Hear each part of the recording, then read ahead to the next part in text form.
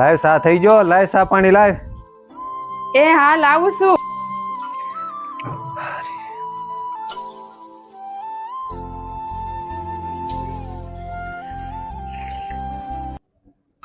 વાહ, હું દેહની સા બનાવીશ. બે એક વાત કહું તને એવું નથી લાગતું કે શહેર કરતા ગામડાનું જીવન કેટલું સારું હોય એવું? હા ઈ તો છે. અહીંયા ગામડાનું જીવન જો હતું કેટલું વાતાવરણ પણ સારું હોય છે. અહીંના શાકભાજી જો તો અહીંને દૂધ બધી વસ્તુ અહીંયા ફ્રેશ મળે છે, અને શહેરમાં બધી વસ્તુ ડુપ્લિકેટ. અહીંયા આપણે જો કેવો મોટો વગડો છે, અને આપણે શહેરમાં નાના એવા ખોબા જેવા મકાનમાં પૈસાની દોડમાં આપણે શહેરમાં રહેવા ગયા. હા ઈ તો છે. ગામડામાં ભલે આપણી પાસે એક રૂપિયો ન હોય, પણ કેવો શાંતિથી દિવસ વયો જાય છે.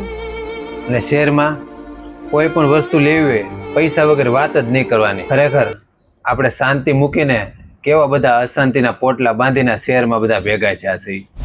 સાચી વાત છે. શહેરમાં ગમે રોગશાળો કે મંદી આવે તરત માણસોને ગામડું સાંભળે. આ બધા લોકો ગામડા તરફ કેમ ભાગે છે તને ખબર છે? તમારો ગામડામાં સારો વ્યવહાર હોય ને તોય તમારે 1-2 મહિના કાપવા હોય ને તો કપાઈ જાય, અને શહેરમાં ભલે તમારો ગમે તેવો સારો વ્યવહાર હોય, લોકો તેના મતલબથી જ તમારી સાથે વાતો કરશે. હા ઈ હાચું છે. ગામડામાં પ્રેમ અને માનવતા ટકી છે. શહેરના લોકો તો સ્વાર્થની વૃત્તિવાળા થઈ ગયા છે.